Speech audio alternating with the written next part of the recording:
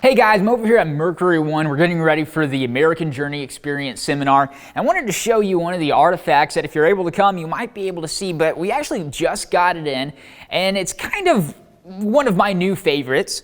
It is a advertisement. It's called a playbill, and it actually is advertising, if you can see here, John Wilkes Booth. Now, if you didn't know this, John Wilkes Booth was actually one of the most famous actors during that period. So on stage, he was very famous for playing Shakespeare characters.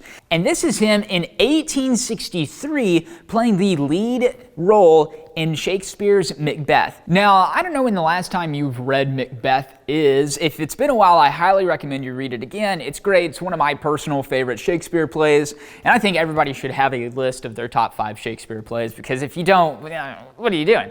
And so Macbeth is definitely one of mine. It's a classic. It's great. But the story starts out when the title character, Macbeth, kills King Duncan. So the whole plot of the story is about Macbeth, who is played by John Wilkes Booth, killing the chief executive of his own nation. And so this is only 2 years before John Wilkes Booth marches in the Ford's Theater and assassinates Abraham Lincoln, the president, or the chief executive of America at that time. And it's very interesting to me that John Wilkes Booth, by playing the character of Macbeth, had basically walked through this process hundreds of times before in front of cheering audiences all across America. This was performed in Boston.